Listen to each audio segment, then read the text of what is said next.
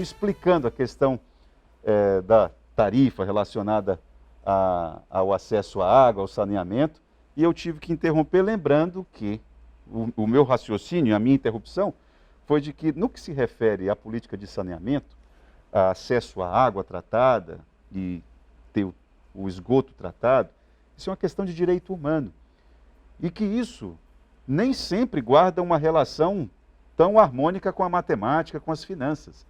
É uma questão, repito, de direito humano. O Edson, por favor, conclua o seu raciocínio, que eu acabei interrompendo de uma forma indelicada. Exatamente. Quando eu estava falando da questão do desequilíbrio tarifário, eu estou querendo dizer que é muito importante que o cidadão que tem acesso ao serviço, ele tenha pleno conhecimento de quanto custa a prestação do serviço, que o Estado saiba qual que é a capacidade de pagamento da sua população, e terceiro, que o cidadão saiba de onde vêm os recursos que o Estado tem que usar para garantir esse serviço essencial para a população. Então, isso é fundamental, né? É importante a gente dizer que ter água tratada e com qualidade 365 dias por ano, 24 horas por dia, ter coleta e tratamento de esgoto, ter coleta e destinação adequada de resíduos sólidos, que faz parte do saneamento, do lixo, ter política de drenagem urbana, isso são políticas relacionadas ao saneamento, né? E ter acesso a esse serviço, como você disse, trata-se de um direito humano fundamental, já consagrado, inclusive, pela Organização das Nações Unidas, desde 2010. Pela OMS, né? Também? Pela OMS, e que não se trata de dádiva de nenhum governo, favor de nenhum governo, garantir água e saneamento para o conjunto da população, né? E é importante a gente dizer que a gente vive uma época em que há um culto à privatização de todos os serviços públicos, inclusive do saneamento básico. E a gente tem deixado claro que essa é a pior alternativa a ser utilizada para quem pretende universalizar o serviço. Por quê? Universalizar o serviço significa você garantir água para toda a população, independentemente das condições de pagamento dela, independentemente dos locais em que elas vivem e das condições de moradia. E quem não tem saneamento no Brasil são exatamente as populações mais pobres. Aqui no Acre, você tem 47% da população inscrita no CadÚnico. São pessoas em situação de vulnerabilidade. Nessa faixa, a gente tem 33% de pessoas em extrema pobreza, que ganham de R$ 0,89 por mês, per capita, numa família. Ora, quem que não tem saneamento no Brasil? Não é quem mora nos centros urbanos, quem mora na parte estruturada das cidades. Os condomínios de luxo. Quem não tem saneamento é quem mora nas periferias, quem mora nas favelas, quem mora nos morros, quem mora nas palafitas, quem vive em ocupações, que é muito normal em todas as regiões do país. Nós chamamos aqui no Acre de invasão. São o que a gente não usa esse termo, a gente usa ocupação, né? Então são essas pessoas que acabam não tendo acesso a esses serviços. E com certeza, pela lógica do setor privado, que mira a sua atuação na perspectiva de ter lucro, de não ter risco dos seus investimentos, são essas pessoas que não vão ser atendidas. Então, num processo de privatização, o que vai acontecer é que nós vamos ter um aumento de tarifa, vide o setor elétrico, nós vamos ter um aumento da exclusão das pessoas mais pobres do acesso aos serviços, e o setor privado vai se apropriar dos investimentos que já foram feitos com dinheiro público, por exemplo, no PAC 1 e no PAC 2 aqui no estado do Acre, né, em proveito próprio, né, e vão ter que investir muito pouco e ainda investir nessas áreas mais consolidadas. Essa é a lógica que norteia a ação do setor privado. O Edson, agora quem defende a privatização, e claro, todo mundo tem o direito a defender o que quiser, desde que não desrespeite o outro, né? Mas quem defende fala o seguinte: bom, tudo bem, Edson, então vamos deixar como está, que a exclusão vai continuar da mesma forma ou piorar. O que você contra-argumentaria? Boa pergunta, porque eu acho que essa questão é importante. Nós não podemos, e eu disse isso na audiência pública hoje, tapar o sol com a peneira e desconsiderar que os desafios da universalização são muito grandes, né? Que o Estado não conseguiu atender de forma plena a sua população. Por outro lado, o remédio que o governo federal e os deputados estão propondo para resolver o problema é um remédio que mata o doente, né? Por quê? Porque o ano passado o Congresso Nacional aprovou uma lei, né, que possibilita o avanço no processo de privatização e usando várias falsas premissas, né? E por que eu acho que a gente não avança com a privatização? Por causa disso que eu já disse, e porque o Brasil vinha num rumo adequado. Qual que era o rumo? Colocou o saneamento básico como centro das políticas públicas urbanas. Você podia me perguntar como? Eu te respondo: criando o Ministério das Cidades, que deu endereço para as políticas de habitação, de mobilidade urbana, de saneamento. Fez aprovar uma lei nacional, depois de mais de 20 anos, né, que definiu as regras do saneamento no Brasil. Terceiro e mais importante, e tão importante quanto as outras coisas, retomou o financiamento. Aí vem de BNDES, né? Não só, OGU também, foram 160 bilhões de reais de 2003 a 2017. O Orçamento Geral da União, né? De Orçamento Geral da União, de OGU e de financiamento. Aí entra a Caixa Econômica Federal, BNDES, quase que meio a meio ali. O Acre foi muito beneficiado, principalmente com recursos do OGU também, né? Então a retomada dos investimentos colocava o saneamento no centro da política pública. Isso tudo começou a ser desmontado a partir de 2016. Inclusive, é o que deu origem a essa lei agora, que avança no processo de privatização. Que você está se referindo ao novo marco, ele chamou, é uma expressão, novo marco legal de saneamento. Eu chamo do máximo de nova lei, que é a Lei 14.026, que mudou, aí sim, mudou o marco legal anterior, né? Digamos, colocou novas regras permitindo... criando todas as condições para avançar. Para avançar no processo de privatização. Exatamente. Bom, tem duas coisas que eu chamo a atenção. Gostaria que você fizesse uma reflexão sobre. As cidades no Brasil em que já se privatizou e qual o reflexo que isso tem na qualidade de vida da população. Isso é um ponto. E a segunda é o seguinte: você bem lembrou aí que o Acre foi durante um tempo muito bem contemplado pelo Orçamento Geral da União. Só que isso, o fato de ter sido bem contemplado pelo Orçamento Geral, não trouxe uma consequência, digamos assim, no mesmo nível.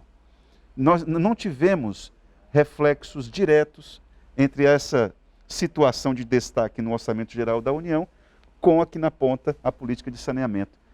Quem errou aí, Edson, na tua avaliação? Eu acho que a primeira questão é o seguinte: você não pode encarar a política de saneamento básico como infraestrutura. E como uma infraestrutura, como qualquer outro, como portos, aeroportos, estradas, pontes e pavimentação. Quando você usa dinheiro de saneamento para fazer ações que não são ações de água e esgoto, você está desviando o objetivo do recurso. E aí entra uma questão que eu esqueci de colocar na minha fala anterior, que também vinha sendo garantida desde 2003, que era a participação social, o controle e a participação da sociedade. Então, é fundamental que essa questão da participação social, ela deixe de ser retórica e ela passe a ser efetiva. É muito importante que a população saiba qual a quantidade de dinheiro que veio para o município, que veio para o Estado e aonde estão sendo... Onde está sendo aplicado. Porque para você ter o dinheiro, você tem que apresentar um projeto. A sociedade tem que conhecer isso. Que projeto é esse? Quem vai executar? Como? Exatamente. Para onde está indo o dinheiro? Se tivesse tido isso, talvez hoje os níveis de atendimento teriam... sido maiores, né? Melhores.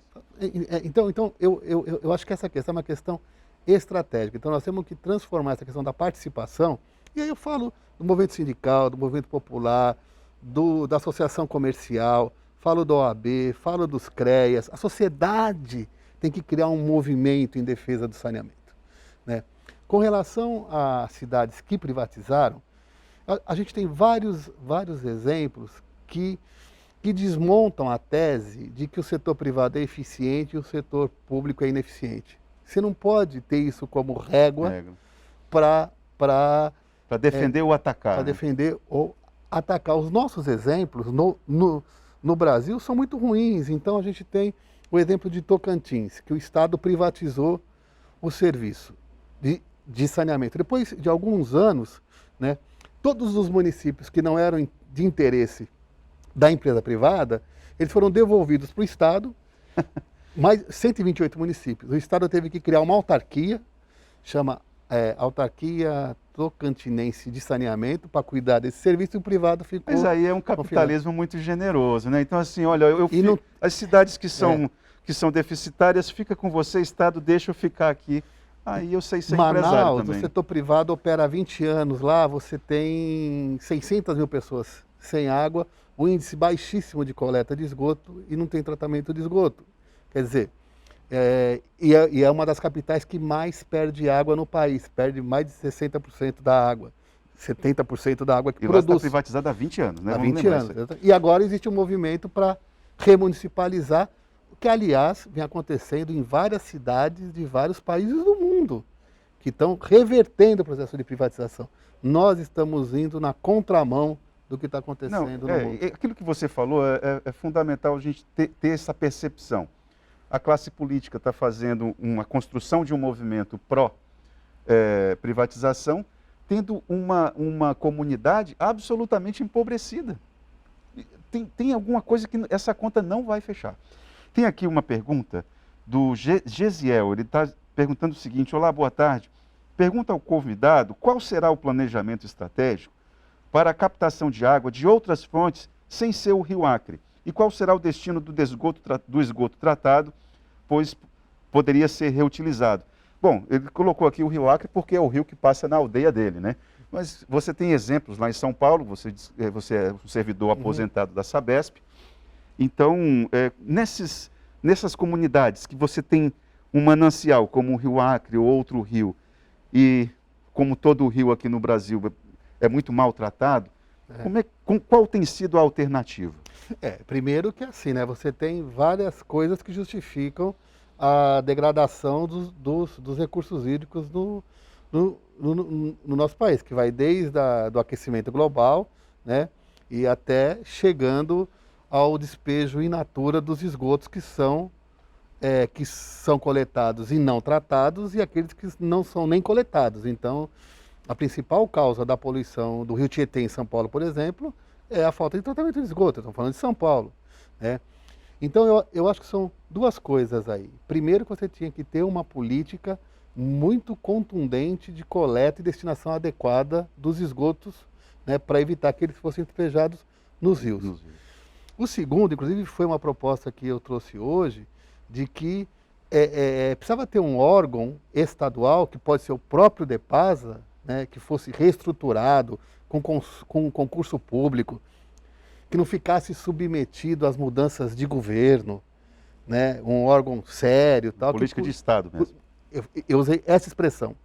Em vez de ser um departamento de governo, ser um departamento de Estado, que não fique vulnerável às mudanças de cada governo. Então, o DEPASA, por exemplo, poderia pensar como adotar políticas de preservação, de recuperação e preservação dos recursos hídricos do estado do Acre. Olha, tudo é política pública. Entendo, entendeu? Sem dúvida alguma. Tem aqui a Eliette é uma telespectadora, ela está indignada, eu peço a sua gentileza, a sua compreensão, porque o pessoal está bronqueado com a questão da energia.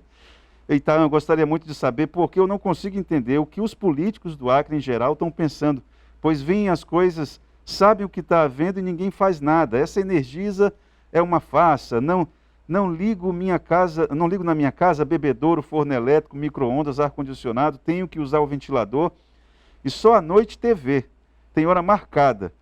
E ela vai se indignando, ela está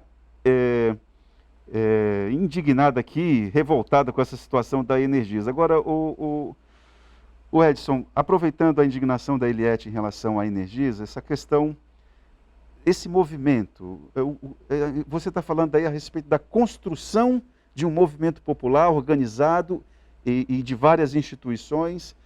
Agora, olha, como é que a gente pode, quais são, o que você falaria, que orientações, porque hoje você viu a mobilização de uma comunidade indignada, mas você viu poucas pessoas ali reunidas para discutir a questão da energia elétrica. E esse roteiro parece que está se repetindo em relação ao saneamento. E aí?